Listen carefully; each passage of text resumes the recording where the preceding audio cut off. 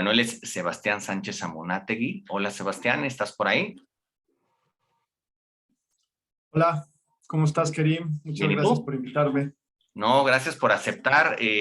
Digamos que aquí Sebastián está aceptando porque, bueno, por el desfase de mi horario en España, pues está un poquito difícil que podamos coincidir en el horario de clase, pero bueno, le agradezco que este sábado eh, pueda compartir conmigo esta entrevista, ¿no? Que es más que nada una charla así entre amigos. Sebastián ha sido director en varias ocasiones de algunas de las puestas en escena donde yo he estado.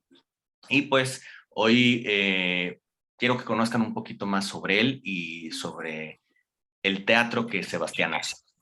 Bueno, Sebastián, cuéntanos un poquito qué es para ti el teatro. ¿Por qué me lo preguntas en este momento? Después de tantos años de hacer teatro, ahora me lo cuestiono más que nunca. Es decir, ¿qué es para mí el teatro?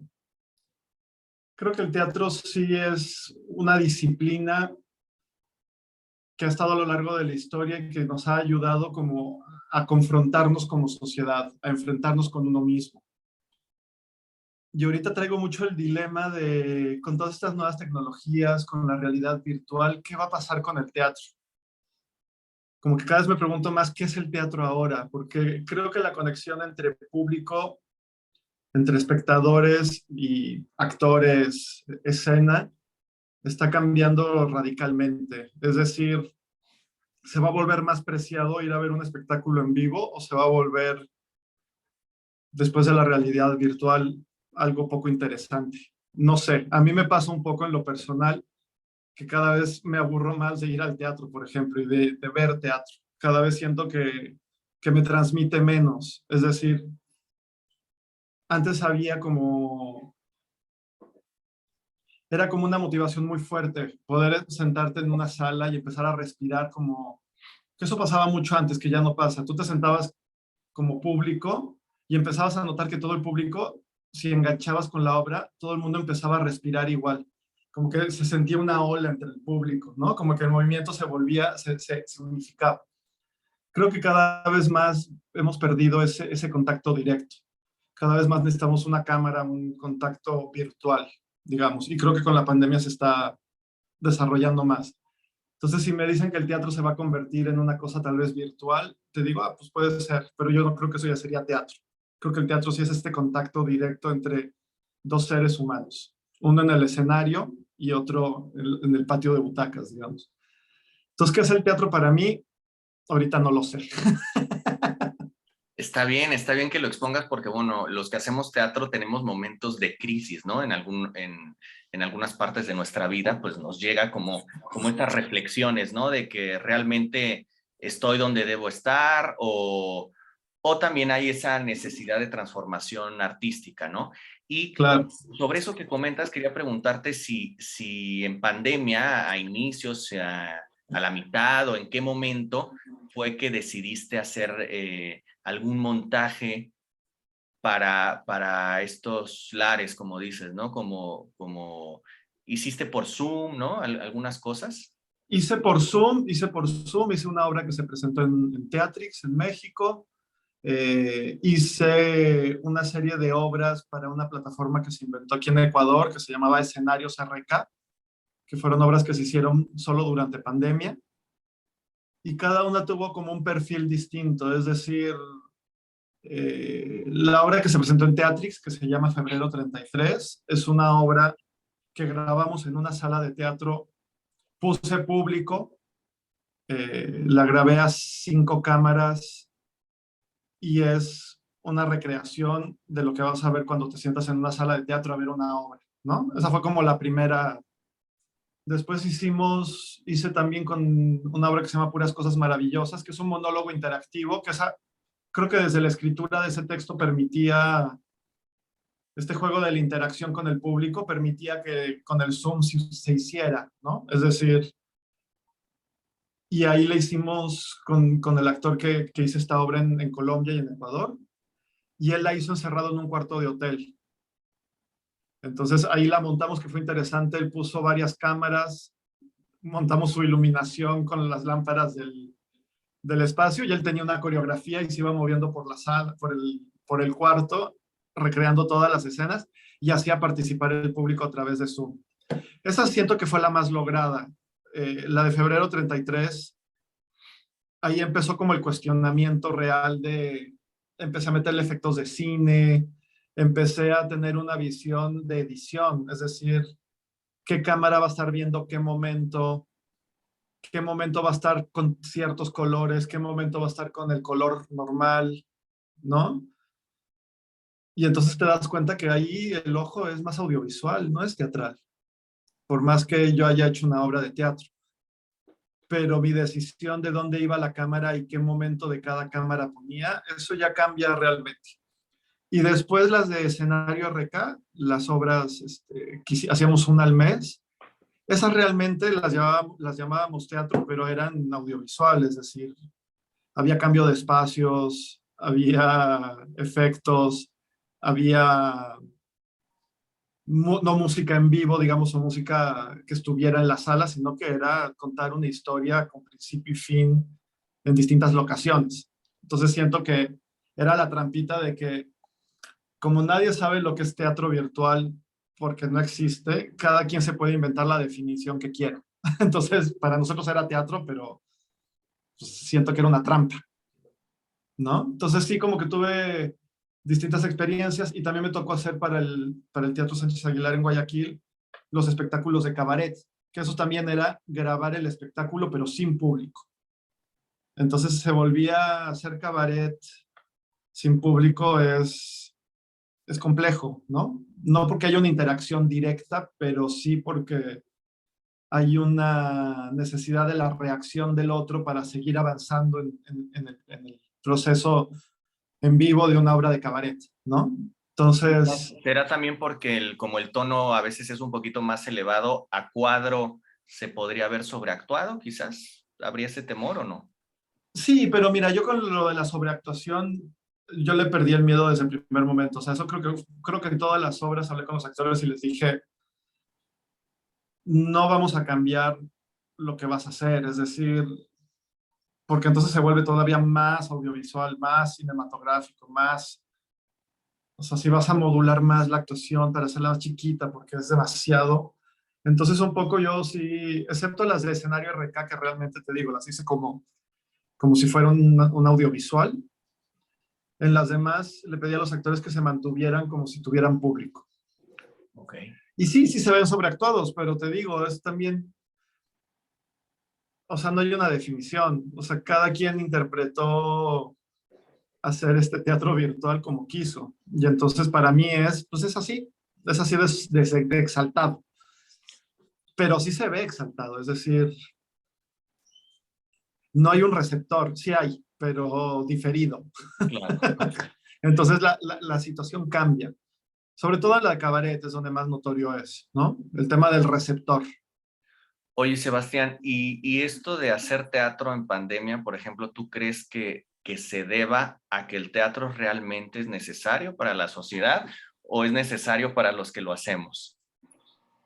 Yo creo que es más necesario para el que lo hacemos. O sea, por ejemplo, a mí el caso de Broadway es muy notorio. O sea, hubo pandemia, se acabó el negocio, se cerró. Alguien, o sea, gente como individualmente empezó a hacer cositas, ¿no? Pero no es de que los grandes conglomerados norteamericanos de entretenimiento teatral se pusieron de lleno a hacer proyectos virtuales, en especial, no hicieron ni uno, ¿no? Hicieron muy pocos, hicieron un par de homenajes que eran emocionantes, pero era sobre todo como esta sensación de regresaremos. Claro. Entonces, para mí eso fue como muy claro, ¿no? Ok, ok. ¿Cómo iniciaste tú en el teatro? Pues yo inicié primero trabajaba en un programa de radio donde me dedicaba a toda la sección cultural, entonces tenía que ver teatro. Ahí empecé a conocer gente que hacía teatro y de ahí salté a ponerme a producir teatro. Cuando produje teatro, que fueron como 8 años, 9 años, y que me volvió un productor bastante importante en un momento donde todo era como muy segmentado, es decir, creo que fui de los primeros que podía trabajar en el ambiente privado y en el ambiente público y en el ambiente universitario sin ningún celo de nadie, ¿no? Porque en ese momento si eras culturalín, pues ¿qué hacías en el comercial? Y si eras comercial, no podías hacer culturalín, ¿no? Entonces eso creo que fue muy interesante porque aprendí mucho, me empecé a mover como en todos los ámbitos y fue mi escuela teatral realmente, porque yo no estudié teatro, yo soy cientista político de profesión, de carrera. Por eso también venía de la televisión, que había sido jefe de información en Canal 40, etcétera. Pero entonces el acercamiento a la televisión, al teatro fue como muy empírico, muy... Empecé a producir y entonces mientras producía le preguntaba a un técnico en el teatro, ¿esa luz cómo se llama? Eso se llama pierna. Ah, eso es una vara, ¿no? No sé, por decirte, desde los términos teatrales hasta escuchando a los directores dando cátedra muchas veces, porque les gusta dar cátedra, no les gusta dirigir, les gusta enseñar lo que saben, dar cátedra. Pero bueno, como productor me sirvió porque les aprendí bastante y sobre todo aprendí todo lo que no tenía ganas de hacer en teatro. Ok. Y en un momento empecé a tener muchos problemas como productor porque me acercaba, o sea, encontraba muchos textos que me interesaba producir y me acercaba a directores y la verdad es que era siempre muy complicado porque siempre era como la figura en México del productor es como, pues tú eres el empleado que hace lo que yo quiero y la dictadura del director, ¿no? Y yo la verdad es que había muchos textos que quería montar, me acercaba a directores para que los montaran y el nivel de exigencia era como insoportable, era como de, bueno, yo voy a hacer lo que quiera con este texto y la verdad es que el teatro, más allá de que el productor mande porque es una cuestión comercial, también es un trabajo colectivo. El director es una de las cabezas, pero no es toda. Y el director también tiene que escuchar un poco lo que dice producción, etcétera. Y eso no pasaba. Ahorita pasa más, pero también por los fenómenos de las becas EFI y todo eso, ¿no? Pero realmente antes el director era Dios y por eso también todas esas historias de abuso tienen mucho que ver con que se acostumbró el director a ser impune, a hacer lo que quisiera. Entonces, yo hubo un momento que me harté de buscar gente para que dirigiera las obras. Me empecé a aburrir de tener que lidiar pues, con esta altanería, con esta arrogancia de, pero es que yo, esta obra, pero yo la voy a cambiar y tú tienes que conseguir esto porque yo quiero hacer esto. Y es como de, no, no, a ver, esta obra se puede hacer, esto es lo que hay, tenemos que negociar, tenemos que conversar, te quiero proponer a este creador, no sé qué, no, porque yo solo trabajo. Ah, bueno. Entonces me empecé a aburrir. Y entonces dije, pues, si no aguanto a nadie, mejor las dirijo yo. Y así fue, estaba con una temporada en el teatro, en el Foro Shakespeare de Incendios, que dirigió Hugo Villaga y yo la producía. Y, y ahí negocié para hacer una obra de teatro en el cuartito de arriba, así empecé realmente. ¿No? Como que nadie confiaba mucho en mí como director, en el sentido de pues no era director. Entonces como que hasta conseguir el teatro era difícil, pero ahí como que se abrió una puerta de entrar en el Shakespeare. Y yo justo ese año tuve un viaje a Argentina a una cosa que se llamaba MICA, que es muestra de mercado de industrias culturales argentinas, que era una cosa increíble porque durante una semana tú te entrevistabas con los creadores que tú pidieras, pero yo me llegué a entrevistar como con 80 dramaturgos. Y encontré un texto que me fascinó, que se llamaba Tiernas Criaturas, que era de un joven dramaturgo, que ya ahorita ni siquiera es dramaturgo, es novelista ahora, Gonzalo Senestrari. Pero leí esa obra y dije, yo esa obra la quiero montar, esa obra la quiero hacer. Y pues me tiré el clavado, así. Llamé a actores con los que había trabajado como productor y que tenían cierta confianza en mí, porque también esa es otra, ¿no? Cuando empiezas, además yo empecé a dirigir a los 38 años. 38, sí, porque el año próximo cumplo 10 años de director. Entonces empecé a los 38, entonces era, ¿no? Como que también había mucho recelo de, te acercabas a ciertos actores y te veían con cara de, uy, este no me va a poder dirigir, o este, ¿no? Este no es director. Pero logré armar un equipo y monté la obra. La obra al final estuvo 1 año y medio en cartelera, un día a la semana. Y me entusiasmé tanto que pedí el foro grande y monté una segunda obra a los 3 meses. Y de ahí me entusiasmé más y monté una a los 3 meses y no he parado. Ahorita, justamente ayer que estaba haciendo una presentación, llevo ya 40 obras en estos 10 años. 40 En horas estos 9 años, sí.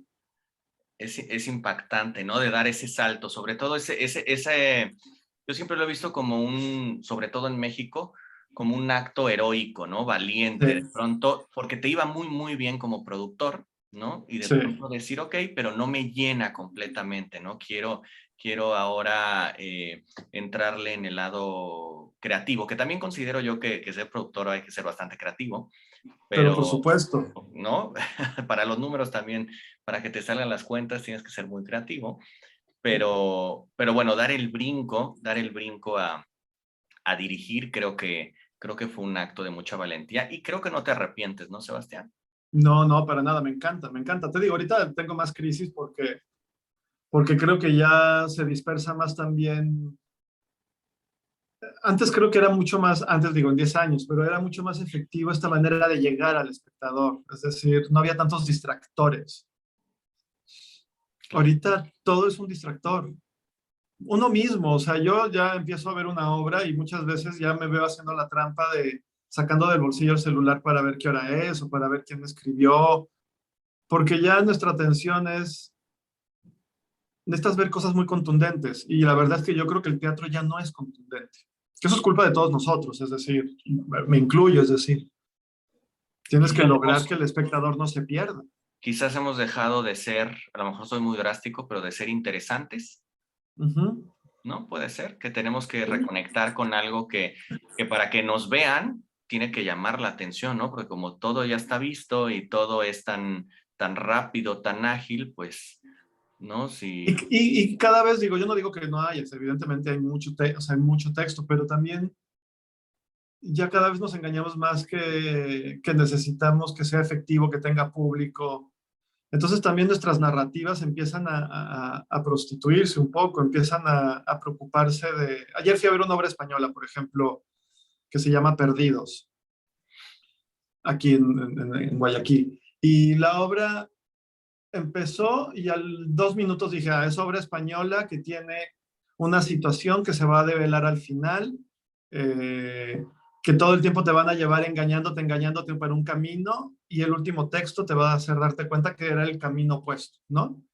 Así son el 99% de las obras españolas comerciales que ves ahora. empiezas a Entonces también ya se aprenderte vuelve las muy... estructuras, ¿no? Exacto, entonces ya se empieza a volver muy aburrido porque yo a los 2 minutos ya sabía, digo, me equivoqué de qué personaje lo hizo, pero la situación fue la que pensé que iba a pasar. Y así está pasando mucho. A mí lo que me pasa cada vez más es eso, la falta de sorpresa, Eso. Te gusta que te ¿no? sorprenda, ¿no? Como a todos, ¿no? O sea, cuando ya... Que te descoloque de alguna Claro. manera, no, no, no todo tiene que ser fuerte y eso, pero siempre hay una cosa de que el teatro tiene que descolocarte. Descolocarte no es negativo ni positivo, es simplemente que te saque de tu eje, Claro. ¿no? Y tampoco tiene que ver con que sea una obra profunda, una obra comercial, una obra cómica, o sea, yo siempre, por eso me gusta la palabra descolocar, porque descolocar nada más es que te quite de tu eje. Y eso lo podría hacer hasta una comedia ligera, ¿no? Pero cada vez es más difícil que las cosas te descoloquen. Vale. Entonces es complicado. Sin querer, ahorita ya me diste toda una cátedra de cómo es una relación entre un productor y un director, ¿no? Después me dijiste que cuando hablaste de la primera obra que montaste, eh, que la obra te atrapó, te llamó y dijiste, yo quiero montarla, ¿no? Entonces, en tu Ujú. carrera, los textos que han caído en tus manos como director, ¿tú los buscas o te los ha impuesto un productor? O si son las dos cuestiones, las De dos, las dos. ¿qué prefieres tú? ¿O cómo llegas, cómo dices tú, este texto lo quiero montar? Porque también te descoloca desde la lectura. Sí, sí, sí, sí. A mí cuando un texto me descoloca lo quiero montar. Ok. Y creo que se nota mucho también cuando el público va, porque el público muchas veces no es que le guste la obra, pero sí sabes que lo descolocó. ¿Entiendes lo que quiero decir? Que es lo que a mí me gusta que pase. Entonces, y también cuando escojo, cuando me llaman productores, es que a mí que me critican mucho, que hago todo, ¿no? Que hago todo tipo de obras y eso. Yo siento que es el mejor músculo. O sea, a mí también este mito de que todas tus obras van a ser fantásticas, increíbles, pues nadie hace eso. O sea, no existe un creador ni entre los más famosos e importantes, ni en cine, ni en televisión, ni en teatro, que el 100% de su carrera sea perfecta. Claro. Creo que es un aprendizaje, creo que, es decir, por ejemplo, yo me puse a dirigir musicales y el primero, bueno, me destrozaron y pues ya llevo tres, ¿no? Es decir, hay que hacer.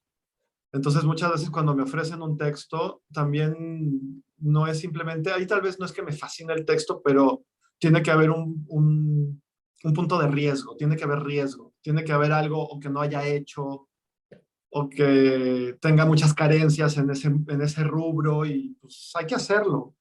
¿Qué es lo peor que puede pasar? Que te destruya todo el mundo. ¿Y qué pasa también ahora? Que se les olvida a los 6 meses. No pasa nada. ¿Entiendes lo que quiero decir? O sea, por Sí, eso uno sí, no claro. tiene que parar. Yo creo que uno no tiene que parar. Tiene que hacer, hacer, hacer. Entonces, ¿tú crees que tengamos que ser fuertes en este medio?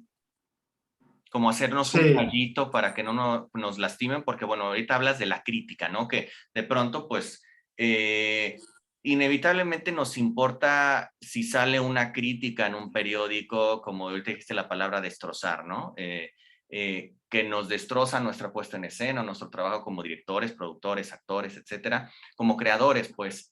Eh, Ujú. ¿Les hacemos caso? ¿No les hacemos? ¿Tú cuál es el consejo que Es que ahí también digo, por ejemplo, a mí me pasa mucho que sí, sí hay que hacer caso, pero también uno empieza a conocer. lo tomas de quien viene? Exacto, porque por ejemplo a mí me pasaba mucho, pero era una cuestión, esta crítica Olga Harmony, que es como muy venerada. La verdad es que para mí era muy interesante porque yo leía sus críticas, veía las obras, generalmente ya las había visto porque, te digo, veía mucho teatro como productor y como, o sea, eso es una cosa que siempre hago, veo mucho teatro. Entonces, generalmente leía la crítica y decía, ay, esta mujer es tan complaciente con esto, esto, esto, esto, esto. Y en general lo que me pasaba es que yo ya leía sus críticas y si a ella le gustaba una obra, yo sabía que a mí no me iba a gustar. Y cuando destrozaba una obra, iba con mucho interés a ver la obra. Porque uno empieza a conocer a los críticos y los críticos tienen una agenda, que no vengan a decir que no. La agenda de Olga Harmony era la crítica del teatro institucional y ella nos iba a meter con cierta gente y ella iba a adular siempre. O sea, ella siempre escribía que todo lo de Martín Acosta era fantástico, por ejemplo, que es un director mexicano. Perdón, a mí no me gusta en general, pero no es posible y no es real que todas sus obras sean fantásticas, porque no lo eran. Había buenas y había malas, es una cuestión de gusto también. No, y Pero a lo que nos nivel, dijiste hace un momento, creo que no todas nos tienen por qué salir buenas, ¿no? Grandes obras. exacto, y no uno conecta con todas, pero lo que le falta a los críticos en México es un rigor de.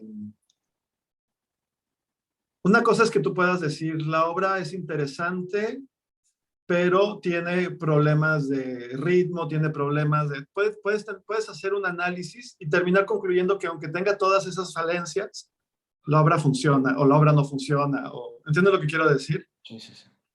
Yo siempre digo que en México el tema del teatro es la sociedad de los elogios mutuos. Necesitamos autoelogiar al otro para que el otro te elogie. Y entonces también, y ahorita que estoy en Ecuador nos pasaba, teníamos una discusión el otro día con una actriz, porque también aquí pasa mucho que uno va al teatro y felicita. Y también el mismo creador sale creyendo que es Dios, porque si no hay nadie que te diga, oye, yo no conecté, ni siquiera es destrozar, ¿eh? Te digo, no es de que yo no llegue y diga, ay, no me gustó, pero oye, fíjate que yo no conecté, fíjate que no le creí a tal actor. Eso no es un drama, no es un drama decirle eso a nadie, pero no podemos. Entonces también uno sale del teatro, si escucha a todos sus amigos y escucha a toda la gente que va y te dice, uno sale pensando que es Dios. Y yo creo que tampoco te ayuda como creador. Entonces, cuando te destrozan, o sea, hay que curtirse y hay que ser fuertes Pero uno también tiene que recibir esas críticas y buscarle el lado real. ¿Entiendes lo que quiero decir? O sea, algo de verdad tendrá el que te dice, oye, es una mierda. Tiene Pues que tener razón en algo, entonces lo buscas y dices, ah, claro, pues, y además uno como director también sabe, uno como director, esa es otra cosa que pasa también, ya nadie tiene el tiempo, antes uno ve el teatro argentino, por ejemplo, ellos ensayan 8 meses, 9 meses, y se nota en los proyectos, en México no ensayamos más de 2 meses, entonces cuando uno ensaya poco y cuando no tienes ya tiempo de estos procesos largos, uno tiene que sacrificar. Y uno cuando monta una obra sabe, ah, en esta sacrifiqué esto para que esto funcionara. Pero siempre también el trabajo del director es sacrificar cosas. ya. Excepto que tengas los millones siempre, que tengas todo el tiempo del mundo, excepto que tengas... Pero no pasa. No le pasa a nadie, ¿eh? En todos sus proyectos. Oye, y de Entonces las... siempre, No, dime, dime. perdón, No, no, no, que dime. entonces siempre es tomar decisiones. O sea, el director lo que tiene que hacer es tomar decisiones. Porque siempre es, podría haberlo hecho de una manera o de otra, sí, pero cada camino te va a llevar a otro lado. Claro. Entonces es como tomar las decisiones de, man, me iré por este, a ver a dónde me lleva, me iré por este. Pero siempre va a haber una carencia, Ok. ¿no? Y hay que ser firme en esas decisiones porque no nos podemos arrepentir a medio camino, ¿no? Sobre todo si ya No, está entrenado, ¿no? porque además seguramente a medio camino todo es un desastre y al final no. Claro. Las cosas también tienen que acomodarse. Que eso es también una cosa que nos pasa, que somos impacientes, ¿no? Como creadores. Oye, y de las obras que has dirigido, ¿tienes así algunas de esas 40, algunas favoritas? A mí en general me gustan las obras chicas que hago, digamos. Es una que se llama Fonía, que me gusta mucho, Tiernas Criaturas. Me gustan mucho con las que me identifico también como en discurso, ¿no? Ok. Por ejemplo, con la obra que mejor me fue a nivel crítica y que fui muy respetado por esa obra que fue Los Arrepentidos. Es una obra que me gustó hacer, pero que nada más, ¿me entiendes lo que quiero decir? Tampoco me costó mucho. O sea, fue una obra que hice porque me gustó el texto, porque me gustó el que la escribió, su idea, su concepción. Fue interesante hacerla, pero no siento que sea mi mejor obra. Siento que es la obra académicamente mejor, si quieres, ¿me entiendes? Pero para mí eso no es lo mejor. Entonces sí, creo que me han gustado como las obras pequeñas. Hice una que se llama Estúpida Historia de Amor en Winnipeg, también que me gusta mucho. Un poco de quise lo que quise, ¿me entiendes? O sea, había mucho público que salía y decía, ay, pero ¿por qué hiciste eso al final? Ay, pero ¿por qué los pusiste tan estáticos? ¿Pero por qué? Y la verdad es que yo me di un gusto. Claro. Es la primera obra que hago con un Fonca, por ejemplo. Entonces, la verdad es que si tenía dinero, pues iba a hacer lo que quería. Oye, Sebastián, y explícanos un poquito nada más para nuestras alumnas y nuestros alumnos, cuando hablas de obras pequeñas, ¿qué es lo que quieres decir? Para mí una obra pequeña es una obra que generalmente me produzco yo, que lo hago en salas pequeñas de no más de 50, 60 personas, eh, donde hago también como el dispositivo escénico, en el sentido de que como es tan chiquito, no es una escenografía realmente, ni la presumo como tal, pero creo un ambiente, creo una iluminación, creo como un mundito. O sea, para mí las obras pequeñas que hago son como pequeños munditos, ¿no? Vale. Donde tengo el control como absoluto. Y en estas pequeñas obras, por ejemplo, ¿va muy mezclado el valor comercial o no? No, no, y mira, por ejemplo, una obra que hicimos con mucho cariño, que lo hicimos juntos, que nos gustó tanto que ensayábamos actores para que siguiera, que es la de Lo que se ve desde el cielo, por ejemplo. O sea, esa fue una obra que hicimos que fue muy sencilla hacerla, en sentido de, y casi, casi además era como esta sensación de el actor tiene que operar todo. O sea, tú llegabas y prendías la luz, este, no había intermediarios, no había técnicos, no había nada. Estaban los dos actores en el escenario y había un trabajo que el actor buscó gracias a un director, pero que era un trabajo de actores, digamos. A mí esas cosas me gustan. Y sobre todo que fluyó todo, ¿no, Sebastián? Cuando fluyen las cosas desde el... Es que cuando fluyen es porque vas por el buen camino. O sea, yo creo que solito también como que la vida te va diciendo. Pero para mí las obras pequeñas son eso, o sea, son como dulcecitos, los llamo yo. Son dulcecitos al alma, ¿no? Que a veces hacen falta, sobre todo por el otro trajín del que nos hablas, ¿no? También en el Exacto, medio cultural, comercial, de cualquier exacto. país, ¿no? Que de pronto sí, ok, tenemos un FONCA, tenemos una beca de tal, bueno, hay que cumplir, o un productor nos está presionando para que ya salgan estas cosas, a veces con los actores que también le imponen a un director, bueno, está bien, en esta Claro. ocasión pues lo voy a hacer, ¿no? Entonces estos dulcecitos como que, ¿no? Aligeran un poco. Ahora, no vas a vivir de ellos, digamos, el gran problema, pero por ejemplo, Javier Villanova el otro día me decía, es que si tú quieres hacer teatro, búscate un restaurante que tener o ármate un emprendimiento, porque hacer teatro es vivir en la pobreza. Y algo de eso tiene razón, es decir, al menos que te la pases haciendo obras grandotas comerciales, que tampoco te digo, tampoco te da la capacidad de dirigir tantas en un año, que es lo que le está pasando a muchos directores, que tienen que hacer 7 obras enormes u 8 para vivir con el nivel de vida que quieren vivir, porque no hacen otra cosa que dirigir, ¿no? Entonces creo que el teatro es en ese sentido un bien de lujo, o sea, es difícil vivir del teatro. Y lo vimos ahorita con la pandemia, es decir, hasta el mismo Broadway, todo el mundo tuvo que parar. O sea, viven al día. Es difícil ahorrar en el teatro, es difícil hacer un capital, digamos, ¿no? Oye, Siempre hay garbanzos de a libra, o sea, siempre están diciendo, ay, pero está la obra que sale mal, está no sé qué, está no sé qué, ¿no? Pero yo también tengo siempre el caso de Incendios, que nosotros nos tocó producirla en Mueca, que era esta empresa que teníamos con Diego Luna, nos tocó producirla en el Shakespeare. Sí, esa obra funcionaba bien con el público, pero el punto de equilibrio era el 95% de la sala. O sea, era un gusto hacer esa obra. ¿Entiendes lo que quiero decir? Pero esa obra para que funcionara comercialmente tenía que tener 500, 600 espectadores, no 150. claro. O Pero sea, fue un exitazo. ¿Me entiendes lo que quiero decir? Entonces, eh. O sea, el teatro comercial y vivir del teatro es tener arriba de 500 butacas y llenar. Ya, y eso es comercio. Lo ok. demás, excepto que, digo, lo que es que en México vivimos muy engañados porque, y si viajas por América Latina lo descubres, o sea, México es el país de las becas y de los apoyos y está esta concepción de que el teatro tiene que ser financiado, que es una discusión, ¿no? Válida, pero yo creo que sí, tiene que ser financiado porque, excepto el teatro muy comercial, el teatro no da.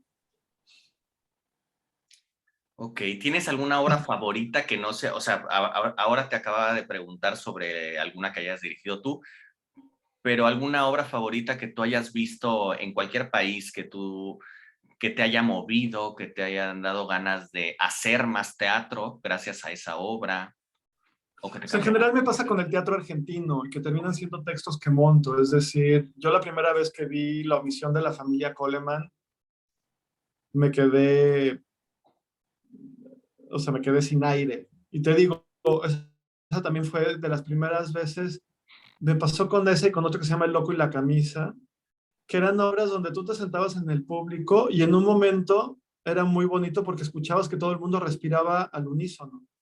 Es decir, el público llegó a sincronizar su respiración.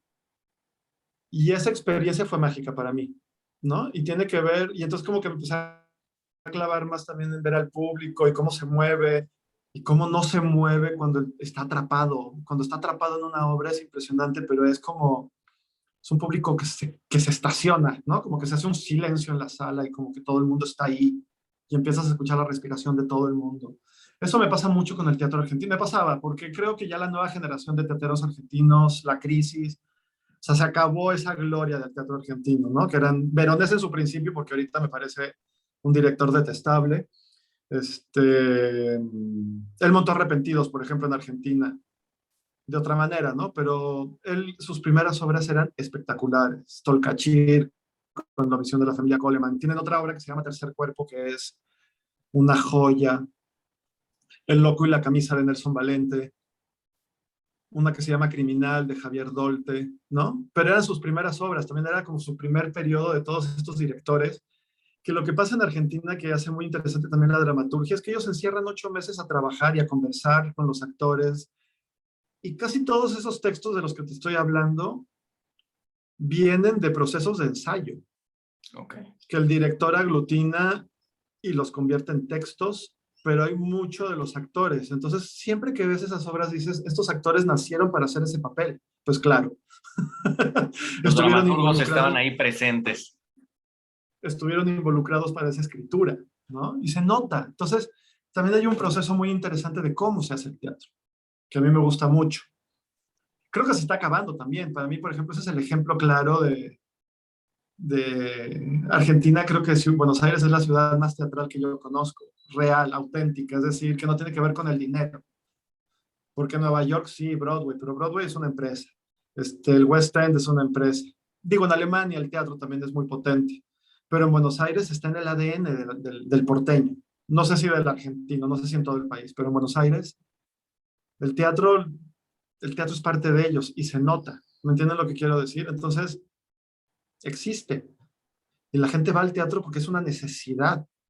Y entras a las salas y entiendes por qué. Porque realmente es un desahogo, es un momento donde ellos se confrontan con ellos mismos. Por eso es muy autorreferencial también el teatro argentino. Ellos no están buscando hablar de otras cosas, que me pasa muy interesante en México. Se escribe mucho, pero siempre se escribe de lejos. Yo conozco pocos dramaturgos que realmente escriben de lo inmediato, de lo que tienen aquí, enfrente, ¿no? Digo, se escribe del narcotráfico, pero en general son dramaturgos que no viven el narcotráfico de aquí, en la cara. Escriben obras hipsters de personajes de la Condesa, pero no son esos personajes. Digo, no que tengan que serlo, pero entonces tampoco hay una suficiente investigación, ¿no? Y creo que los argentinos en ese sentido, pues, Se será involucran mirada más. más, será mirada más corta, pero esa mirada es muy profunda. Entonces es muy cercana. Entonces, desde la dramaturgia cercana, y entonces no hay manera de no empatizar. No es de que tú ya ahí realmente entiendes y tú puedes vivir lo que el personaje está viviendo en el escenario, que ese personaje está mostrándote, porque todos lo conocen. Ok. Entonces es muy interesante. Y acá no, o sea, a mí siempre con el teatro me distancia porque no me identifico. Y no es que me tenga que identificar porque yo vivo lo mismo, pero es porque desde la dramaturgia, desde las actuaciones, llegan a narrarte y llegan a transmitirte una emoción, una sensación que vive ese personaje en ese momento y es tan contundente la manera en que te lo dicen que tú lo entiendes y lo vives con ellos. A mí eso cada vez me pasa menos también, ¿no? Porque cada vez también el teatro es una máquina, ya tienes que hacer. Ok. Oye, ¿y cuánto? No, no, ya, replanteo la pregunta ahora. Vámonos con la relación que debes de tener como director con un actor. Bueno, a mí me ha tocado trabajar contigo y eres una persona como muy relajada, alivianada, eres muy divertido, pero también eres estricto, disciplinado, pones muchos ensayos, Sebastián, pero lo cual hace que también los montajes lleguen como muy firmes, ¿no? A su estreno, que en otros Uh casos no -huh. pasa, ¿no? Que todo tiembla. Y no, contigo en general siempre los actores llegamos como muy seguros, muy tranquilos del trabajo que vamos a hacer. Pero bueno, ese es mi caso porque yo ya te conozco. ¿Cómo nos puedes platicar cómo intentas comunicarte con los actores y con las actrices para lograr lo que tú quieres como director? Pues tienen que estar relajados, creo. Tienen que estar relajados y creo que no se les puede mentir o sea, creo que lo que más les digo es no me engañes, ¿no?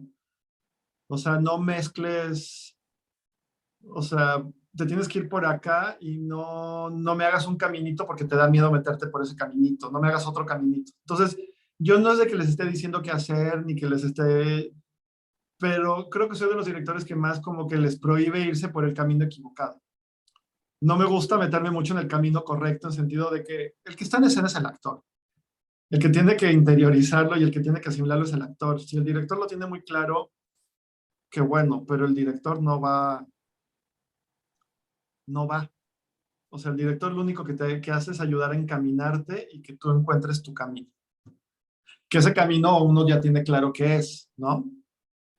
Eso es lo que tiene el director, pero ese camino uno no se mete con el actor realmente. Como que es darle la vuelta. Es como que todo el tiempo estás dando la vuelta de no por aquí, no por aquí, no por aquí, no por aquí, no por aquí, no por aquí, no. ¿No? Digo, te consta, es como de no muevas las manos, por ejemplo, ¿no? Que eso me critican mucho los actores, pero no fugues por ahí. Eso no es. No sé qué sea, pero eso no es, ¿no? Y entonces vas como acotando, acotando, acotando y vas encontrando, porque lo que es interesante es cuando el actor hace clic. Pero ese clic es una cuestión emocional. Ese clic es una conexión que tiene el actor muy íntima y muy personal con ese texto, que el director le ayuda. Entonces yo creo que los ensayos tienen que ser lúdicos, tienen que ser interesantes. Odio mucho la mística del teatro, o sea, si un actor quiere llegar ensayado calientito, pues que haga su calentamiento, el que quiera, a mí me da lo mismo. Pero ese no Si un entra en tu actor, tiempo de ensayo. sí, si un actor necesita llegar y mirar al cielo y hablar de la mística del teatro, que lo haga, a mí que no me meta, a mí no me interesa. A mí me parece eso absurdo, o sea, y te va a decir alguien, no, es que no, sí, está bien, a mí no, ¿no? Entonces, pero uno se tiene que ser adulto y muchas veces lo que pasa es que el actor es muy tramposito y le gusta ser un niño, ¿no? Le gusta ser un inmaduro en los ensayos, en sentido de que me lleven. O nos Y gusta yo a lo al mejor ver revés. que el director es como una figura paterna, ¿puede ser? Ajá, sí, yo eso me peleo todo el tiempo, o sea, yo no soy tu papá. Tengo un drama de no sé qué, ah, pues resuélvelo. O sea, yo no voy a resolver dramas ajenos. ¿Entiendes lo que quiero decir? Uno va a trabajar un texto. Entonces, eso te hace que seas como muy cercano y distante a la vez, ¿no? Pero creo que es lo importante. Creo que es lo importante. Pero a mí me gusta trabajar con actores. Creo que son como los cómplices, ¿no? Y yo siento que el director es el cómplice, perdón, escrito. Voy a buscar un texto de Javier que es muy interesante al respecto, a ver si lo encuentro.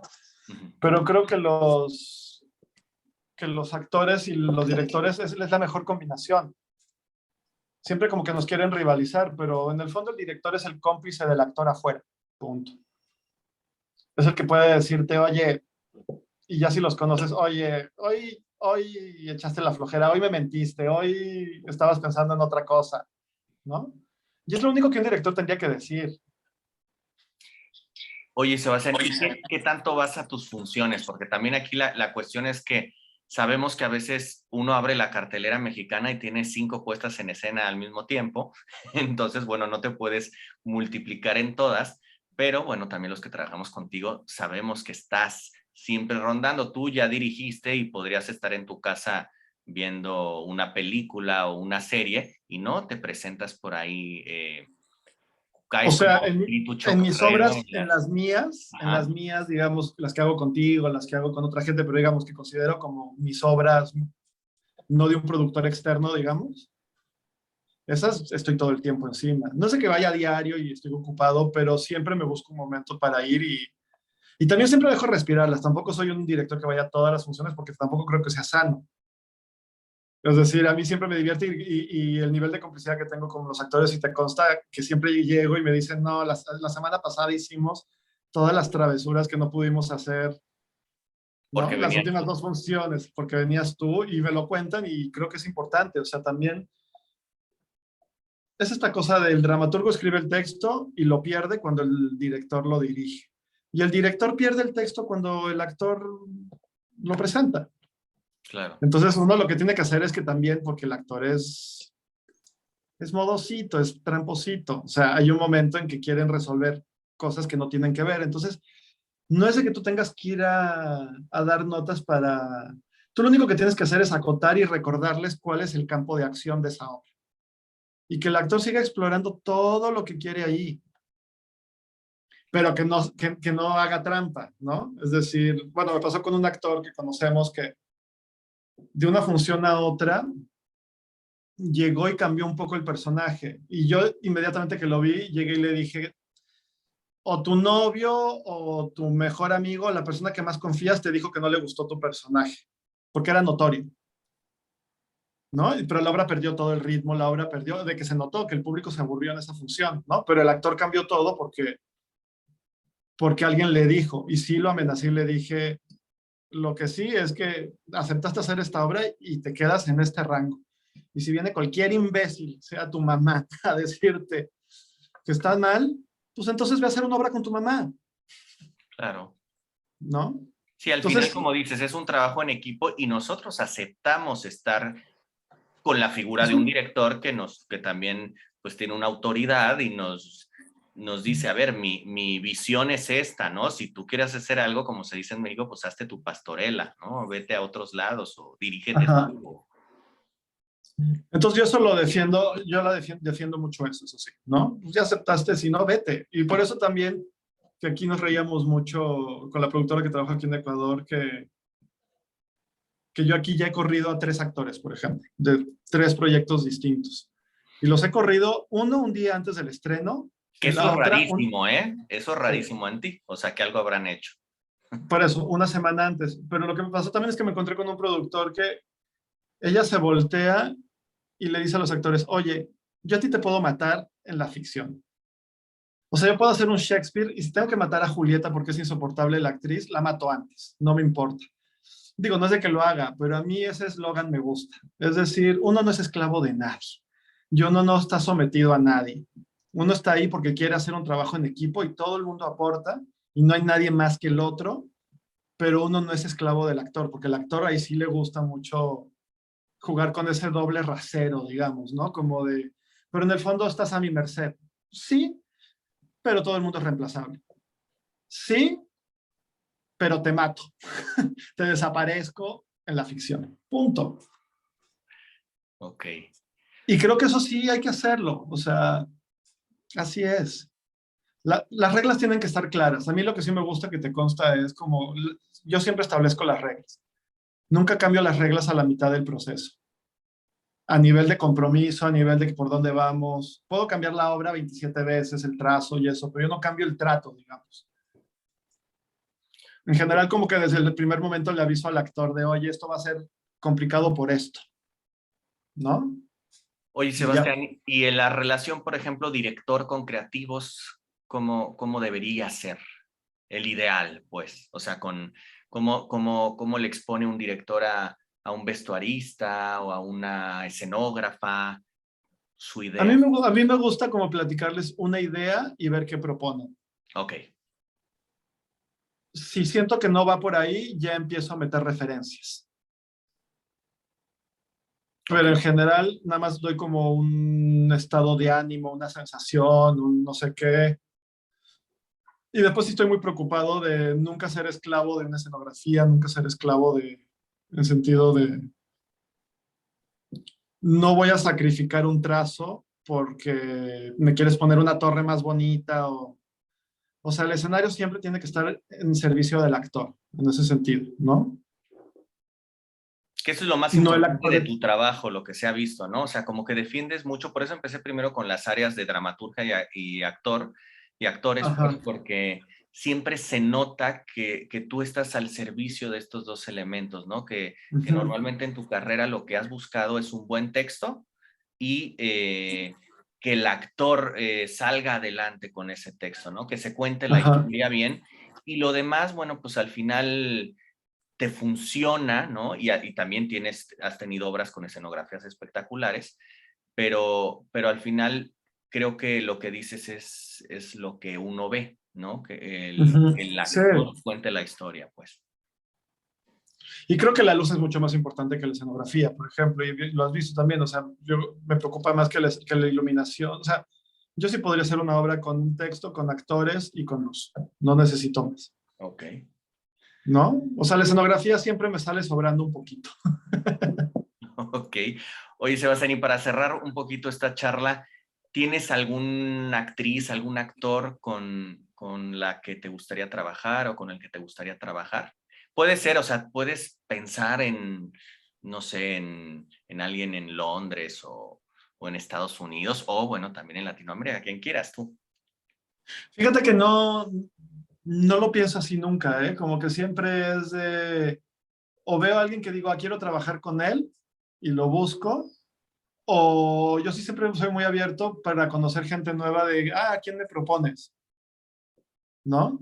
Y lo peor que puede pasar es que hagas una sola obra y nunca más lo vuelvas a llamar, que eso también me pasa mucho. O sea, yo hay gente que no volvería a trabajar, pero ni me conflictúo, no la vuelvo a ver y lo mantengo, ¿no? O con creativos. O sea, yo también creo que uno tiene que ser firme en ese sentido. Con creativos me ha pasado, un iluminador me quedó mal en una obra, es un iluminador muy, muy, muy importante y que me buscó un par de años después y me dijo, oye, ya perdóname y mira, pues hago todo esto y trabajo con toda esta gente y sí, es como de las estrellitas. Y yo le dije, sí, pero por más que a mí me presionen y me digan tienes que trabajar con él porque es de los mejores, yo ya no vuelvo a trabajar contigo porque tú ya rompiste un pacto. Claro. ¿Entiendes lo que quiero decir? Y con los actores es lo mismo. Con los actores uno tiene un pacto. Tú lo rompes, desapareces. Seas quien seas.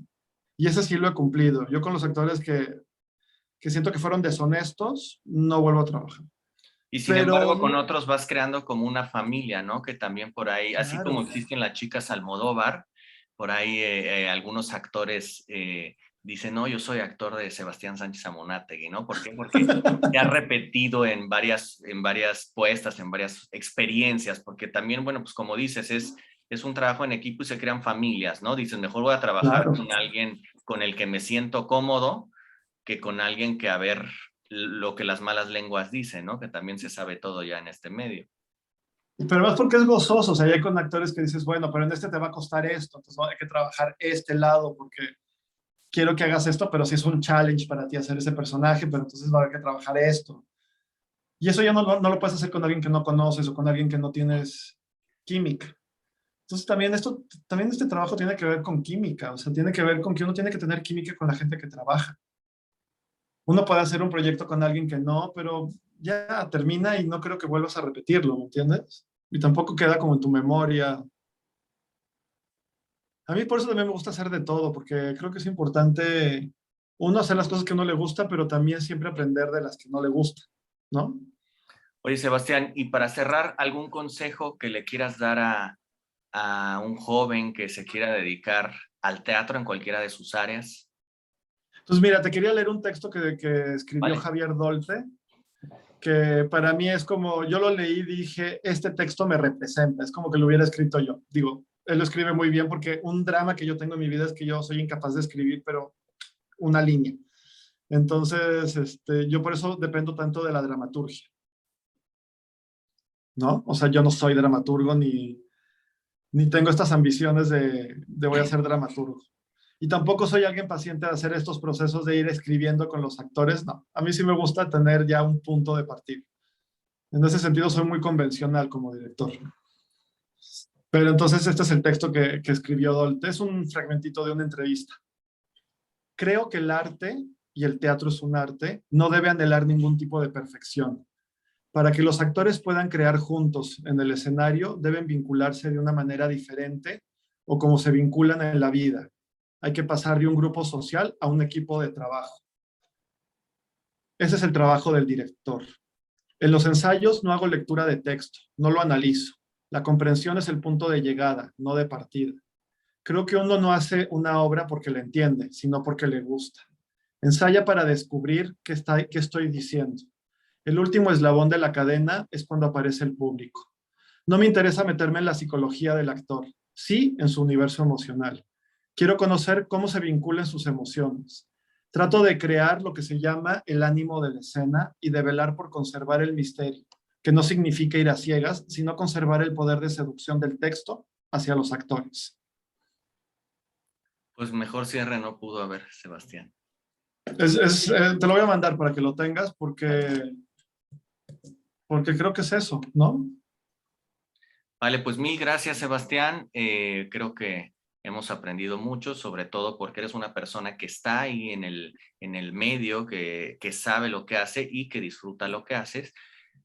aunque ahorita estés ahí desencantado con algunas cosas, pero al final sigues haciendo, ¿no? Que eso es lo importante, ¿no? Ahorita no estás en México, estás en Ecuador, pero eres una persona en constante movimiento y creo que eso es lo que nos hace ser artistas, ¿no? Las inquietudes, ¿no? El gusanito que es, ok, ya hice esto, bueno, pues ahora quiero hacer otra cosa y sobre todo tú nos hablaste hoy de retos, ¿no? Ujú. Cosas que no me dejen en mi lugar cómodo, ¿no? Significa, bueno, si ya sé hacer eso, ¿por qué no voy a probar nuevas cosas, ¿no? Que me reten como creador escénico. Claro, Ok, no hay de otra. pues gracias, Sebastián. Muchas gracias. Adiós.